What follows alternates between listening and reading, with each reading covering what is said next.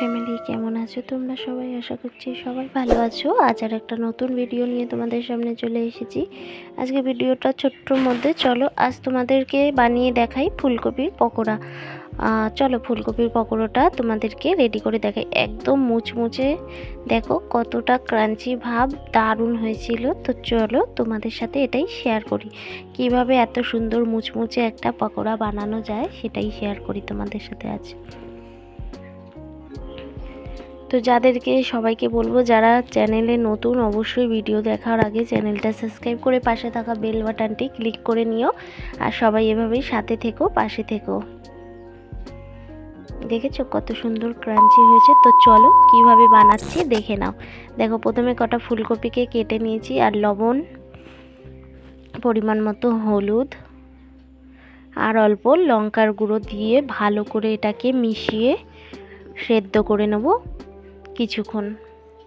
তাহলে ফুলকপির পকোড়াটা যখন হবে কচকচ ভাবটা থাকবে না, আর নুন মশলাটাও একটু ঢুকে যাবে এর মধ্যে।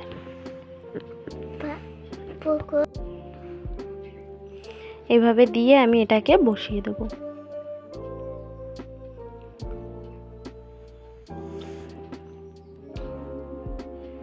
আর এদিকে দেখো একটা বাটির মধ্যে নিয়ে নিচ্ছি কর্নফ্লাওয়ার, পরিমাণ মতন। পরিমাণে কর্নফ্লাওয়ারটা একটু বেশি নেব আর বেসনটা একটু কম নিয়ে নেব। এখানে বেসন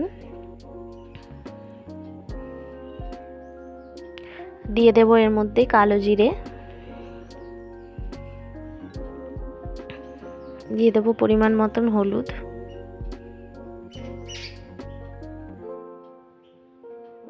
আর লঙ্কার গুঁড়ো, লবণ দিয়ে ভালো করে এটাকে মিক্স করে নেব। এবার জল দিয়ে এটাকে ভালো করে মিক্স করে নেব।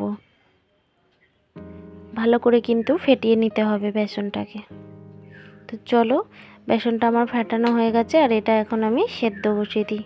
বেসনটা ফাটিয়ে কিছুক্ষণ রেখে দেব, তাহলে বেসনটা কিন্তু বেড়ে যায় একটা ফোলে, যেটা ওটাই হবে। দেখো ঘনত্বটা ঠিক এরকম রেখেছি। আর এটাও বসিয়ে দিয়েছি আমি গ্যাসে, এটাও সেদ্ধ হয়ে যাক।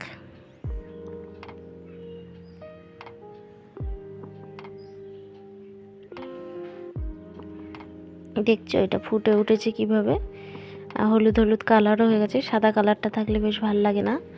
তো এইভাবে চলো, এর মধ্যে আমি বেসনে আর কিছু জিনিস অ্যাড করে দিই। এখানে আমি অ্যাড করে দিয়েছি অল্প ধনেপাতা কুচি, আর দিয়ে দিলাম এখানে গোলমরিচের গুঁড়ো, মানে ব্ল্যাক পেপার পাউডার। তো চলো এটা দিয়েও ভালো করে মিশিয়ে নিই আমি। এইদিকে দেখো কড়াতে তেল দিয়ে দিয়েছি।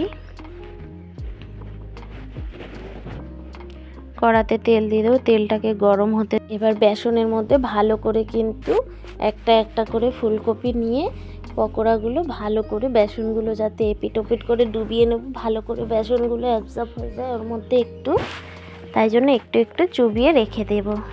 দেখতেই পাচ্ছ তোমরা। তো চলো এবার তেল আমার গরম হয়ে গেছে, একে একে কিন্তু ভেজে নেব। বেশি গাঢ় করলে কিন্তু বেসনের একটা মোটা লেয়ার পড়ে যায়, ওটা আমার বেশ ভালো লাগে না। তাই জন্য একটু পাতলার মধ্যেই করেছি, সাবধানের সাথে তুলে তুলে ছেড়ে দিতে হবে। তো চলো এবার এভাবে আমি পকোড়াগুলো ভেজে নিচ্ছি, তোমরা সবাই দেখতে থাকো, সাথে থাকো।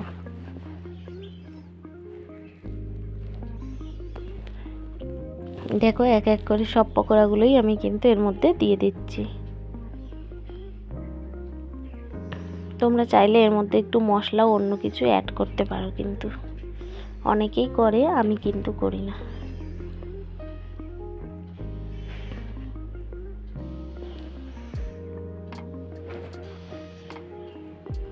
এভাবেই সব পকোড়াগুলোই কিন্তু আমি ভেজে নেব।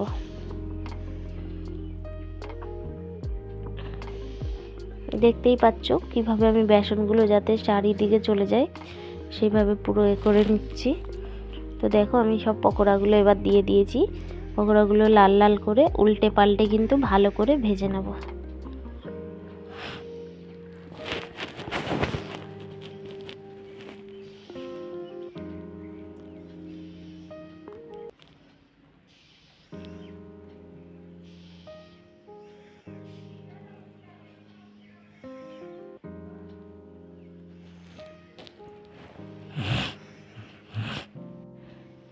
তো এভাবেই লাল লাল করা পর্যন্ত অপেক্ষা করব, লাল লাল করে ভালো করে কিন্তু ভেজে নেব।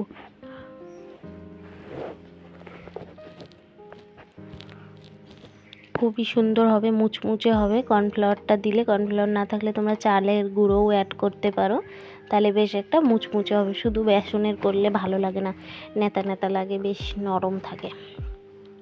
কর্নফ্লাওয়ার নালে চালের গুঁড়ো এইসব অ্যাড করলে বেশ একটা শক্ত ভাব হয়। তো চলো, পকোড়াগুলো আমার প্রায় ভাজাই হয়েই গেছে। পকোড়াগুলো কিন্তু এবার আমি আর একটু নাড়িয়ে চাড়িয়েই কিন্তু নাবিয়ে নেব। কোনোটা একটু আছে, সেগুলো উল্টে পাল্টে দিচ্ছি একটু, দিয়ে সবগুলো ভেজে নাবিয়ে নেব কিন্তু।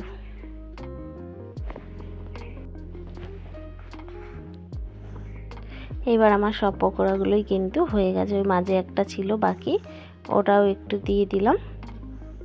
এবার কিন্তু সবগুলোই ভাজা হয়ে গেছে। সবগুলো ভালো করে ঘুরিয়ে ফিরিয়ে ভেজে নিচ্ছি, কোনোটা যাতে কাঁচা ভাব না থাকে বেসনের। চলো এবার পকোড়াগুলো আমি নাবিয়ে নিই। তো একটা ছাঁচি দিয়ে তেলগুলো ভালো করে ঝরিয়ে নিলাম, নিয়ে এবার ভালো করে কিন্তু পকোড়াগুলো সব তেল ঝরিয়ে নাবিয়ে নিচ্ছি।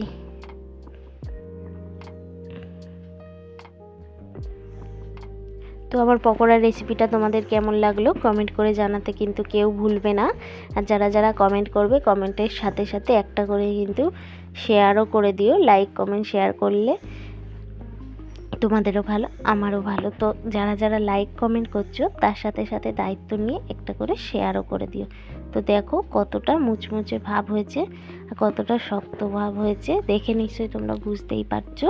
তো চলো, আজকের ভিডিওটা এই পর্যন্তই। তোমাদের ভিডিওটা কেমন লাগলো কমেন্ট করে জানিও। আর শীতকালে সবাই ফুলকপির বড়া বানিয়ে একবার করে খেয়ে নিও। তো ততক্ষণ টাটা, বাই বাই সবাইকে।